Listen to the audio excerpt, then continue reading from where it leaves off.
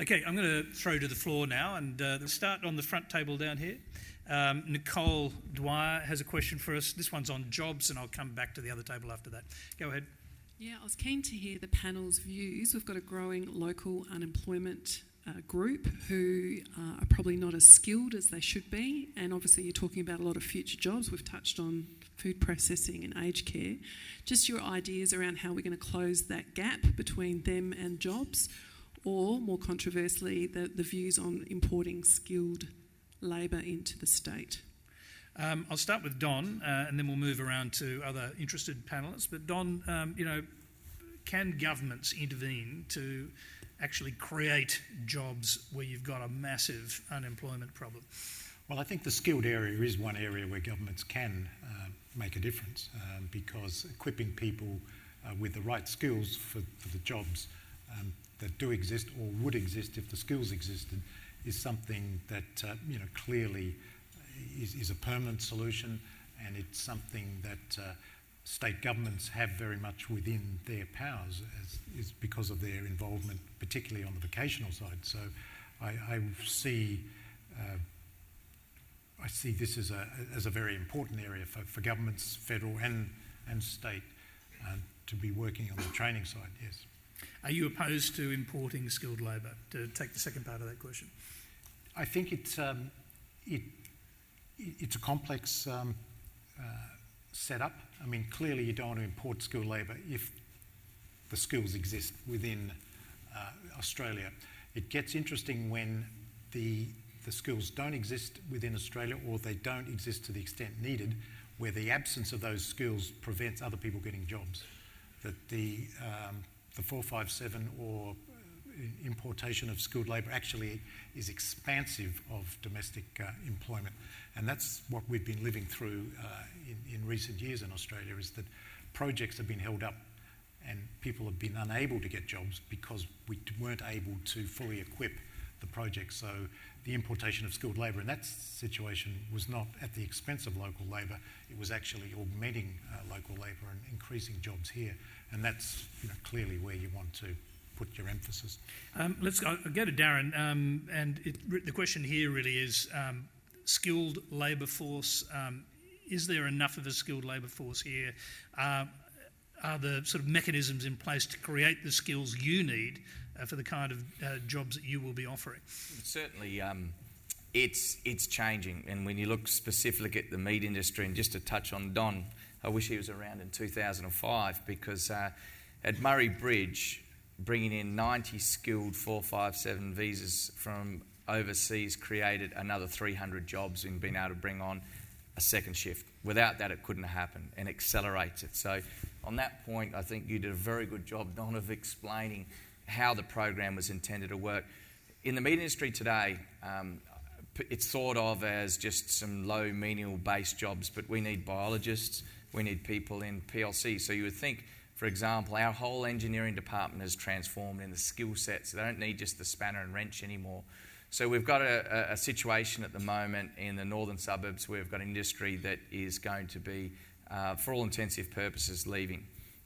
We cannot find at Murray Bridge people to PLC program. Now, I would have thought within the environment in the car manufacturing industry, they would be there. So some of the things that we need to do is create awarenesses about a sort of natural industry. Connection in some respects. I mean, people who are already working in skilled technical areas.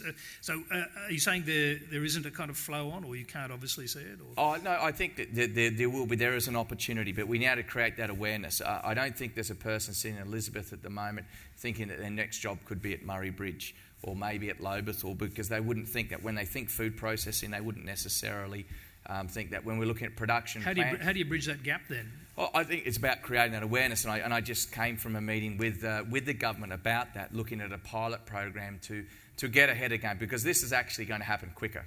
We talk about 2017, but it's going to happen quicker, and we need to be aware of that and it's not just our sector, whether it is services that can be used in aged care, whether they're people with minimal upskilling and training, may be able to transform to other industries. We went through this with the white goods. I wasn't live then, but we went through this with the white goods industry, where we're able to transform into different industries. So it is about creating that awareness, and I think where government can play a role, as a facilitator. They're not necessarily going to be there to do it for us, but certainly can play the key link. And I think some of the policies that are being discussed looking forward, we need to accelerate that. So, but you are hearing the right noises, is what you're saying, from the government? Is that? I'm cautiously optimistic that this is really front and centre of their agenda. I think there's a bit of work to be done yet in terms of how we actually do that, but I think that needs to be done with industry, not just government going and saying, well, we're going to do it like this. It has to be a collaborative approach. I'm just going to quickly go back to Darryl because he had a huge grin on his face and I'm not quite sure why. I think one of these issues, we often get these discussions and I hear people say, we've got to make sure the cake is being redistributed properly. And I'm sort of saying, if we don't do something, the cake's going to get smaller real quick. And people are going to change their expectations about what jobs are available or not. And I often hear this about aged care. Oh, I wouldn't tell my kids to go and work in aged care because the wages are terrible and the conditions are bad. And you say, well, hold on, if they were in manufacturing with the level of skill they've got, let alone what they've got to be skilled up to, they'd probably be earning less. So it's about expectations, because we have a lot of people who understand, and I've heard this story before about the meat workers, is we don't want to move. We don't want to go somewhere else. And I'd be saying, well, hold on, there are a whole lot of jobs out there, and you sort of see them all the time. You might think rather strange, but a lot of unskilled jobs, there are now people who have professions walking your dog or cleaning your house. Now, 10, 15 years ago, you wouldn't have thought of those about being jobs. And then the technology can come along to say whether or not the dog's being walked enough, heart rate's got up or not. And so you sort of think those types of jobs are what the new economy is going to be all about. But I think a lot of people say, I've lost my job as a car worker and I want to go back into cars. Well, sorry. Even the type, I've sort of tried to think through, and Don's probably doing this too, what would a car industry look like in 10 years' time? Might look like a food processing plant, for example. Well, it's probably going to look more like what I was seeing with Tesla, a series of batteries. Right. And I've heard Marchioni, I think it's the head of Fiat, he says there's no money anymore in actually building cars because the car is now a platform for someone else's software. So you sort of say, well, somebody who wants to be out there banging metal to build a car, those jobs are gone. It's now going to be somewhere writing software to have an autonomous car. All right, now I'm going to bring Tanya in here. Well, I think Darryl's hit the heart of it, but taking that as a more of a generational thing, we still do have the challenge that many of our brightest young things are going into, law, medicine, and often if you talk to them and you talk to their parents about why, one of the hats I wear is I'm the chair of something called the National Youth Science Forum, which takes 400 of our brightest kids between year 11 and 12 and gives them an intensive science experience.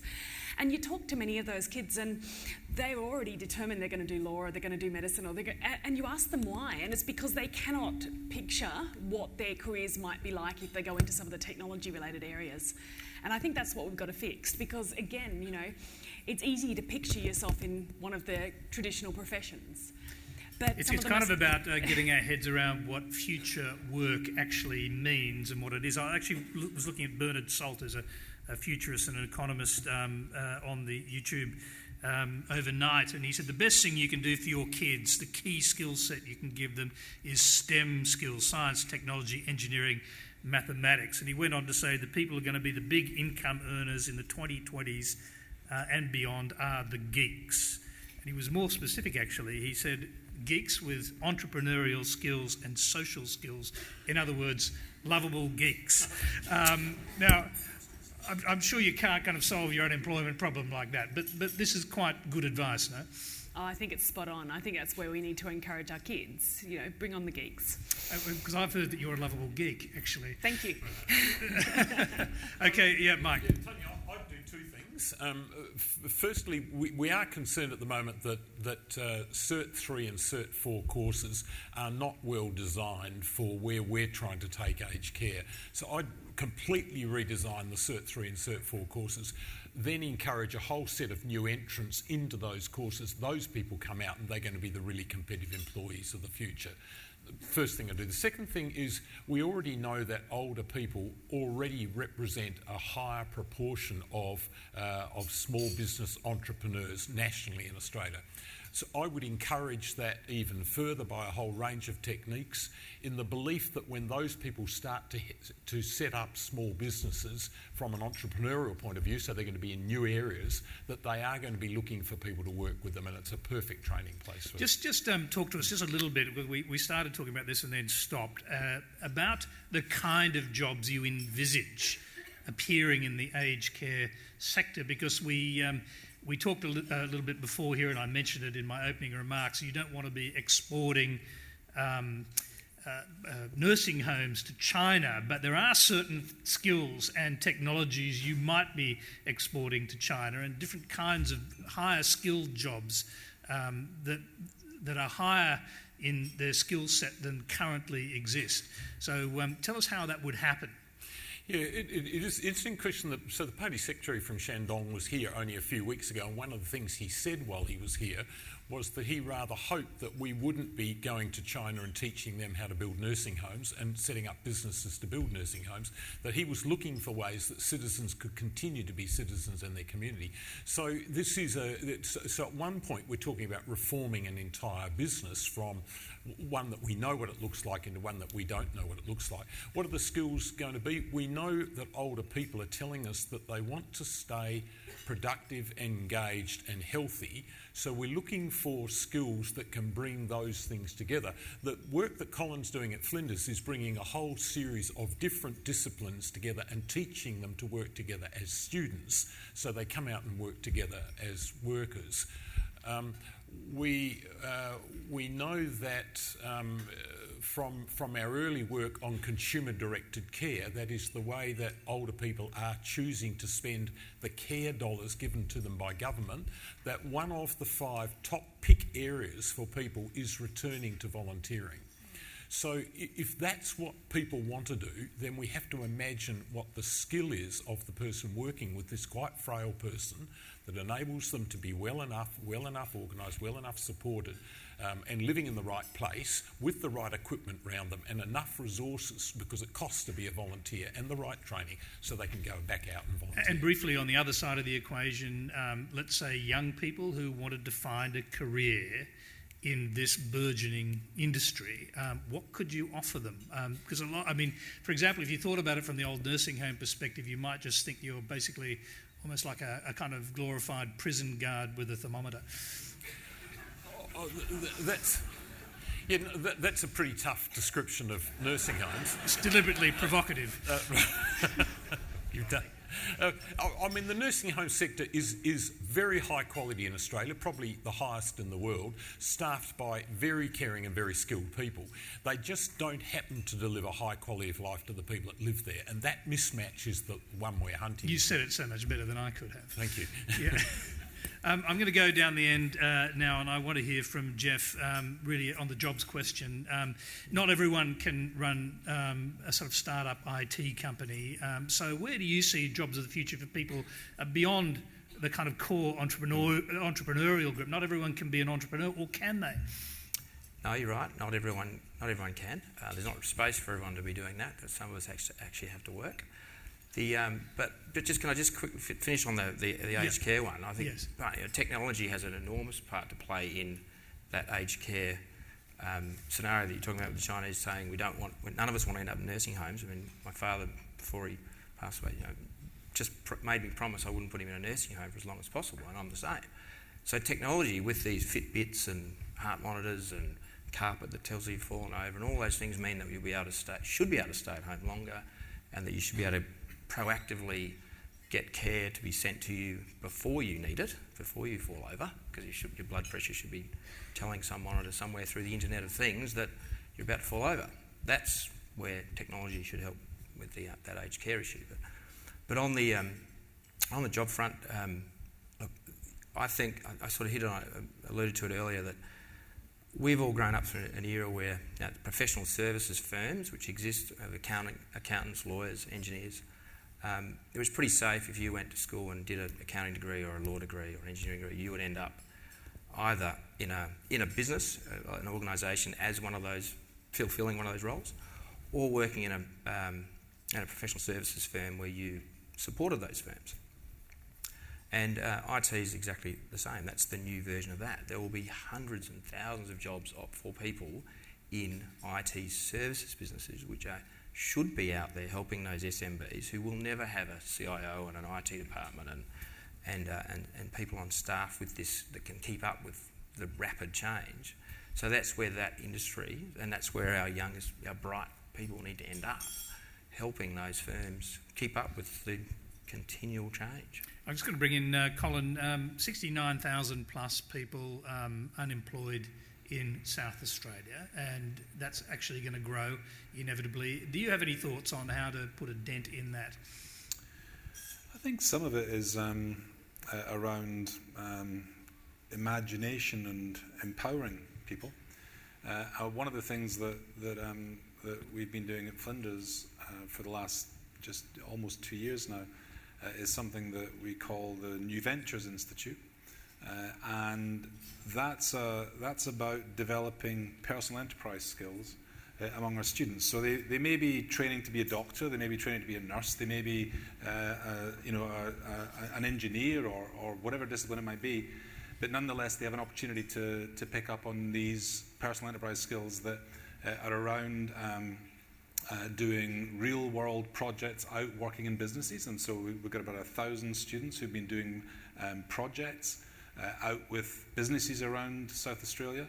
So it might be a business student who helps a company write a business case. It might be an IT student who helps a company set up a website. So they do these projects for credit. So rather than it being a project done in the ivory tower of the institution, they're projects done out there in the real world. But the other thing that I think is really, really exciting is that we also take students who've got a good idea and encourage them to develop that idea to the point that they can consider setting up a business. And in the almost 2 years that New Venture Institute's been running, we've seen over 100 startup companies. Now, some of those have already they've picked up external investment. They're employing people with real jobs, and these are just kids with crazy ideas that turn into companies. And of course, a lot of them will fail, but that's the whole point about entrepreneurship. You need to fail once or twice in order to succeed, and building that resilience in people and the aspiration to do it for themselves. Whether they then go on and work for one of the big four, or whether they work for a big company, and take that enterprising outlook into a job, or whether they set up their own company and create their own job and other jobs, that becomes a choice for them. But I do think that skill set, that resilience, the appetite, I think is something that's really important. And our kids have got it. They've got it. And you talk, I've been meaning to say it. I needed to say it because you mentioned, do we have the ideas here in South Australia? You talked about the press story about Melbourne and ANU going public with the public. Do you know where they nicked that idea from? Flinders. Specifically Anthony Francis at Flinders Partners, who is developing precisely that and has spoken with both of those institutions about them partnering with it. So there's plenty of good ideas here in South Australia, let me tell you. Yeah, even ones that can be stolen by those evil bastards. Exactly. Now then, quickly go down. We've got another question down here. Yes, I think that's Tim Hughes, is it? Thank you, Tim. Don, you pointed out that it's going to take a while for the economy to adjust itself. But in deference to Adam Smith and as Leanne said, we'd always like things a little bit faster. So is there maybe one thing that each of the panellists can think of that we could do to fill the gap? So low-hanging fruit, if you will. Can I just start with Leanne, if we can, because we didn't hear from her in that last round of questions. There's so many people on this panel, I don't want to lose you. Leanne, what's the one thing that you would advise a South Australian company to do to take advantage of the markets that you're accessing, for example? I think there's both there's an attitude and a behaviour piece to that. I think the attitude, firstly, is that even taking the Hagues example as well, is that you don't have to be big in Australia to actually find markets overseas. And that will be the one piece of advice. I think there are so many opportunities, as we've seen with our work with SMEs in the Victoria space, and I can suggest it will be the same here in South Australia. There's no reason to believe not. That we've been able to introduce SMEs to customers in our emerging markets. And I think that, so for me, there's an attitude thing and a behaviour which says we don't need to be big in other states in Australia to actually then be big and find actually markets overseas. Places like Shanghai are similar, just as similar to Sydney in a number of their customers. So that would be, the one thing is for me is to think outside actually of Australia. I think there's huge opportunities out there. Darren, what do you think? I like the idea of working with the universities, and we've got a couple of live experiences where we've taken on a fourth-year university student who's actually worked with us in their final year on a particular topic. And if I look at ours, was in renewable energy, who's ended up now working with us. He's been with us nearly 5 years and really transformed the way our business went around. Now, I can tell you, without this young, intelligent person's drive and foresight, we might not have got there as quick. So, that interaction between business and universities and looking at the curriculum and how, if you think of every business in South Australia, and this is not practical, of course, to take on a graduate or undergraduate to work within their business, I think that could be a very powerful thing. Not only just out of interest, were you getting that young person to help you figure out ways to lower your energy costs? Absolutely. It was on a particular type of water technology. He actually came out of the University of Queensland, but that whole prognosis, it came through our industry, but now we've looked at that as a great source of bringing. We've now got an environmental engineer that came out of a similar sort of program. So young people that are highly intelligent that have come into our industry and now have forged a career, and certainly the company's been the benefit of that. Tanya. Look, Darren stole mine, but I do really think the way we're going to get the real disruption from future technologies and enable South Australia to lead in transforming our industries is by tighter partnerships with our universities and our researchers and taking on our bright young people and just having greater mobility between those organisations. Geoff, what do you think? Microphone on. Yep. Well, I said it before. I think I saw an amazing graph that shows the forecast for jobs in the technology, the STEM sectors, just going up exponentially, but the number of students studying it was going down exponentially. So we absolutely need to address that perception of that it is just a bunch of geeks sitting in a room writing code, because it so isn't. Let's hear from Don on that. I mean, I imagine you agree with that, being a kind of geeky type yourself. But how do you actually change your own education system to reflect better the future opportunities?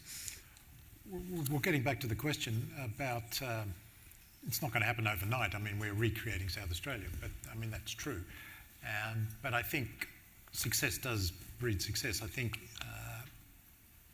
if we get to the point where people start to believe that there are interesting, exciting things happening in South Australia, you'll find that people won't just automatically leave. I think one of the major issues in South Australia is that kids go through universities, they do clever degrees, and what they've already thought through in their own minds is, where do I go next? Because they assume that their exciting careers will take them somewhere else. I think it's very important that we signal in a very big way, which is not just telling people, but we actually can create exciting new jobs here in South Australia. So people think to themselves, I will start my exciting new career in South Australia. And then that will have an amazing spin-off, because you will have this cohesive group of young people wanting to do things. But if I was asked, what one sort of single thing could you do which might make a difference, I think I'd probably opt for sealing the Strzelecki track. I think that's something that's within our power to do. To open up the Cooper Basin. Yeah, and locking in the Cooper Basin and all the development there to South Australia, rather than having it wandering off to Queensland, because they built the bitumen road from Brisbane to the border with Commonwealth drought money. But anyway, I think... So you're really talking about sealing it for proper transport? I'm sealing the road. At the moment, it is a track. Yeah. With holes in it, and it's extremely expensive to take trucks and whatever along because it damages equipment. How big would that be? A very big infrastructure project? No, it would not, because it's a bit more sophisticated than just putting asphalt on sand, but it's not an expensive road. You're probably looking at 400 or 500 million, so it's sort of manageable within the resources of the state. But it would actually make a difference in terms of Lee Creek and the development of the north. Pity Tony Abbott's not still there with these the government for roads. He could have written us a cheque if he'd only Possibly. I suppose Malcolm Turnbull would want to put a tram all the way there. But anyway, leaving that aside. Sorry, Malcolm. Darryl, I just want to bring you back in. You've heard that one big idea, and it's a significant one. It's an infrastructure project. It requires the government to do it. Would you are you on board with that kind of thing? And what's the one big thing you think could happen? I think, well, I'm involved with the nuclear debate, and I think getting prepared for that, because there's going to be a whole lot of regulatory jobs which the university's going to have to create, or, the training. I think that would be a significant issue, not just for the employment direct, but bringing down the electricity costs. But I think in terms of here today, you sort of say, how can I put on that extra trainee, older person, younger person? What can I do with them to actually help re-engineer, like Darren said? The business that I used to run before, I'd say to our young graduates who were sitting there often doing data entry, didn't like doing it, I said, you tell me how you can get rid of that job and I'll give you a better one. You'd be surprised how quickly process changes in that regard, and they ended up doing better jobs. I reckon each of us, like Con was on with Frank Seeley last week, Frank's got 60 engineers that work on best practice. You think, if every one of us sort of did that for half a person to actually improve our practice and think about what were the new products, you'd get rid of the unemployment problem. Other people's expectations might have to change, but I reckon you'd get rid of it quick. Tanya, did you want to jump in there? I only can tell by the expression on your face. I guess, the thing I just wanted to throw into all of this, we were talking about, STEM careers and getting kids interested, but I think one of the elephants in the room where South Australia could take a lead is gender and getting more girls into science, technology, engineering and mathematics. Because it's something, South Australia has a proud history in gender equity, but right now it's a pressing national problem, and I think we're probably small enough to figure out how we can do it. And in fact, a number of the South Australian institutions, including Flinders, UniSA, Summary, have signed up to approach a new way of getting more girls into our universities and up through the ranks. But it goes right across the industries as well. If we excite girls about some of the careers that are there, we can create more jobs as a result. Yeah, and considering what Geoff was saying, though, that the number of people, I guess young boys and young girls, or men and women, fewer of them taking up STEM courses. Is there a role for government in there? Is there more funding required into the education system to actually push and to bring in better or more teachers who are teaching in that field and to actually push that agenda? I think there's just no question we need to do something to elevate the quality and status of our teaching profession, and have specialist science maths teachers in is one of the key elements of that. So I want to bring, that's what I asked Don before, but he didn't quite answer because he went off on another tangent. And I noticed that education's not in the list of many things that you're in your sort of portfolio basket, or is it? Well, universities are. And, yeah. But STEM starts before university. Yeah, and that's but not the secondary education. No. So what do you think about the broader question as to whether or not we're kind of failing our kids? Well, I think, and this has become apparent to me since coming to Adelaide, is that there is a much closer conversation going on in South Australia between the government, certainly the Premier and senior ministers, and the three universities here. And I think that has been beneficial. I think the universities here have a commitment to changing the way they operate. I mean, not just because the government's involved, but because it's where they want to go themselves. I think there has been a willingness to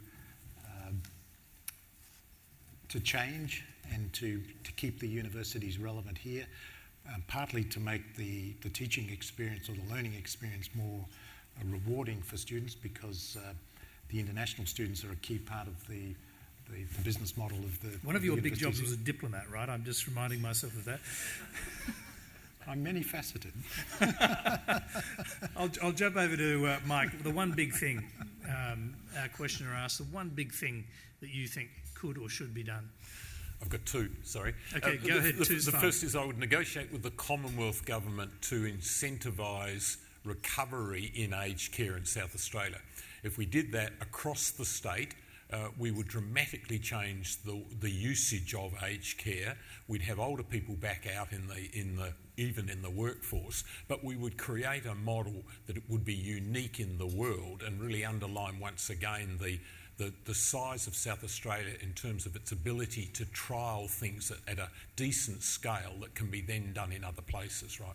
The second thing I'd do is I would abolish retirement, and I would make it compulsory to do a gap year at the end of your midlife career and see what happens. So you mean abolish retirement? That means if you did get a superannuation, you wouldn't be able to take it because you wouldn't be able to retire? Is that what you mean? Well, you're getting technical on me now. It's the idea of hanging up your spurs at any point in your life that I want to get rid of. And pretty clearly, when people invent productivity in later stages of their lives, they are going to want to combine their income streams with income streams from government, and they're going to have to want to work for different rates. And we're just going to have to meet that challenge that work's not going to be structured the same for all. All right, we're going to have time for one more question from the floor. We've got a hand up here. That's perfect. So we'll just quickly get a microphone down to that gentleman. But while he's doing that, Colin, one big thing. Oh, look, I like Mike's idea, and I'm looking forward to my gap year now. One big thing, you know what? I think, I mean, it's going to sound self-indulgent because of the business that I'm in, but education. You know, educating not our young people for sure, but actually also anyone who wants to, you know, upskill, change the skills, move into a different area. Education is absolutely critical, and you know, I know from just very personal experience, you know, education is transformative of people's lives. It transforms the opportunities that people have, and it creates in people a confidence and a mindset that I think is vitally important. And you combine that with this concept of personal enterprise, you get people who want to do things. And if there was one other thing, you know, it would be just don't sit back and wait for someone else to fix it for you. And Get out and do just on the education thing, and very briefly, sorry, I'll come to you in one sec. On the education thing, since it starts really at the age of 4 or 5 for most kids, should we reorient the way we educate kids from a very early age to get them engaged with STEM subjects immediately from the time they're 5 years old? I mean, I've got a 5-year-old and he is. Yeah. Right? You know, so it's not like kids have really changed that much. I mean, it's interesting. I grew up in the white heat of technology. That was Harold Wilson's phrase in the UK. You know, the moonshots, the Saturn V's were heading for the moon. You know, I just couldn't lap up enough science. Science and technology seemed like the most exciting thing in the world. I'm not suggesting we should have another moonshot, but the technology that's out there is so it's fascinating. We're almost surrounded by too much of it now. It's everywhere around us. You don't have to think about how any of it works anymore. If I were to then try and get our kids to do that in the schools, I actually think we don't spend enough money in our schools. You know, we're all taxpayers. We've got to get over ourselves. Right? We've got to pay for the education of the next generation of kids that are coming through. And, you know, I'm not going to put a number on it, but there is nothing more important than the education of that next generation. They've got to leave schools and universities, wherever they're educated, they've got to leave with a skill set that sets them up for the future. Otherwise, Australia doesn't have one. Okay, there was a committee headed by a guy called Gonski who made this case. The argument seemed to have evaporated in the interim. We'll see if it comes back again. Let's go to this gentleman here. Probably be our last question. Thank you. My name is Ian Thomas. I'm Managing Director of Dinky Dough Engineering and another company, Untitled Chapter. I've been involved in the manufacturing industry for 35 years. I actually was an apprentice at General Motors, so I've had involvement in the car industry from way back. I've watched the manufacturing industry demise in the last 30 years, and it all started from the Button Plan, and it's gone downhill. I still have 2 manufacturing plants in South Australia, which we are reorganising. One I created from scratch, and the other one I've taken over and I'm rebuilding. I've embraced technology in our companies, and I've trained lots of apprentices over the years. Unfortunately, the governments don't understand how critical manufacturing is to this economy, and the training rebates for apprentices is exactly the same now as it was 20 years ago when I took my first apprentice on. And they really haven't looked at skills training seriously. They've set up colleges and everything, but they've failed because they haven't listened to employers of what we really want out there. And I've sat on committees and suggested things. And one of the things, and Tesla was mentioned, I was in Reno 3 months ago, and Elon Musk is setting up a plant with 70,000 jobs creating cars. We could do the same here. We could have an Australian-made company, Australian-owned company. We have the real estate, which is in General Motors. We have the technology. We have universities. We have engineers. We have component manufacturers that could create an elite electric car in this state, and we could export it all over the world. There is money in it if it's run correctly.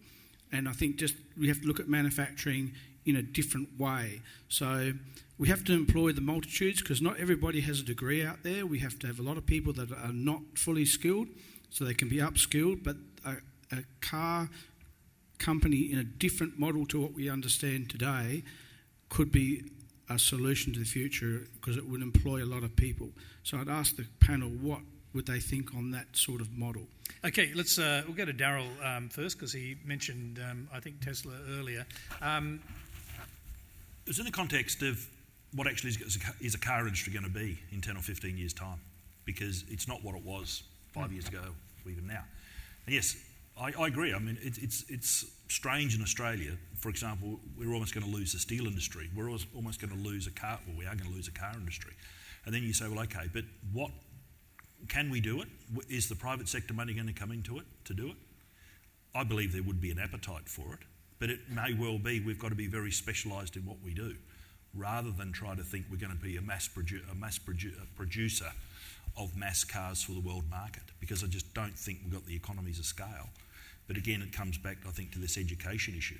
Mate, I've come from a sector finance sector where in fact most of the education occurred inside the firm with vocational trainers outside, because we had to retrain people with degrees.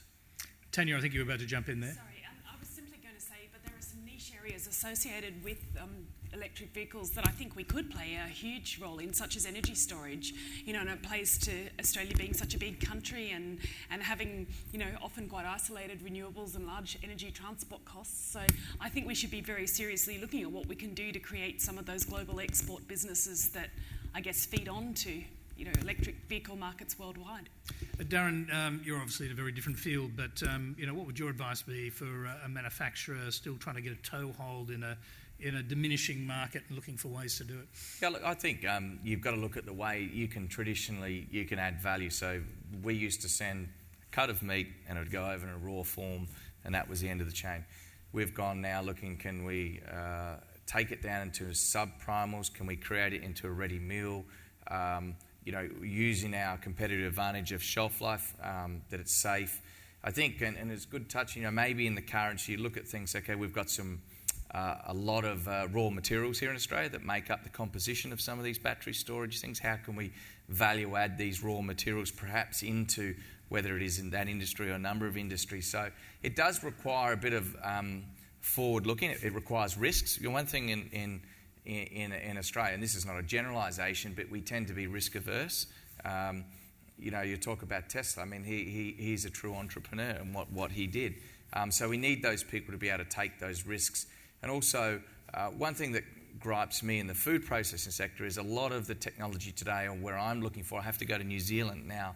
The New Zealand government took a position a little over 10 years ago to say this is a space we're going to play in, and what they're out there, and they allowed and supported industries, particularly in R&D, to go out there and have a go. Now, we've got some wonderful engineers in this country, and this is, I guess, a task bigger than Australia.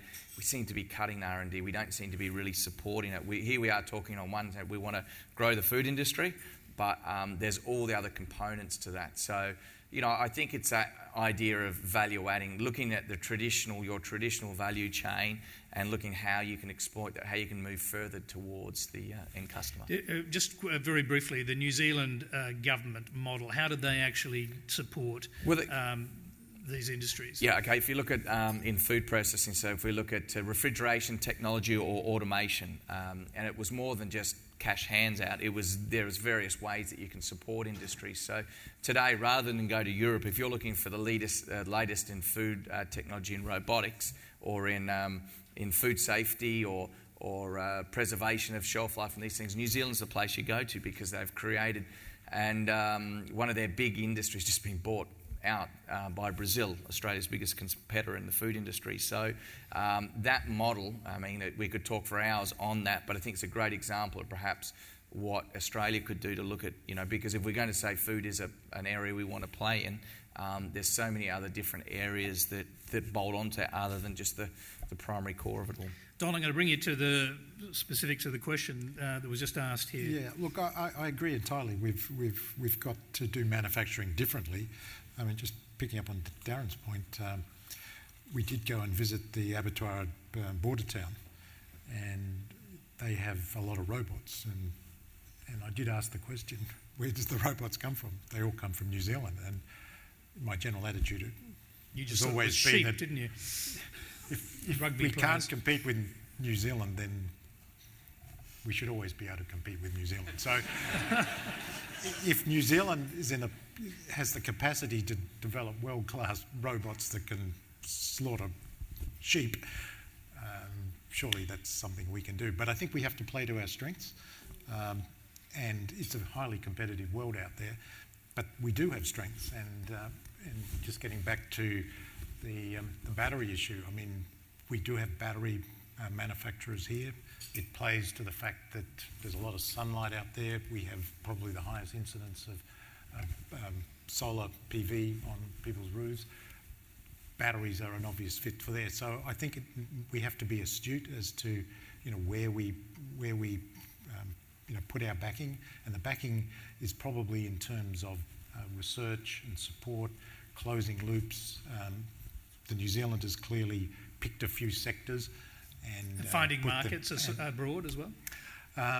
That is part of it as well, and I mean, I think the trade mission, in the past people have thought, well, what's all that about? But I think a targeted trade mission function for governments, I think, is a useful role, particularly if you're doing it around developing relationships with particular parts of our region. I think governments can be very helpful in terms of building those companies and those businesses where we feel we have a comparative advantage. I'm afraid we're kind of out of time. I'm not sure you entirely got an answer to your question, but you can mingle afterwards, and there's some very powerful people on the panel. But I think we are, am I correct out there that yes, we're out of time. So please thank our panel very much, and thanks for the questions from the floor.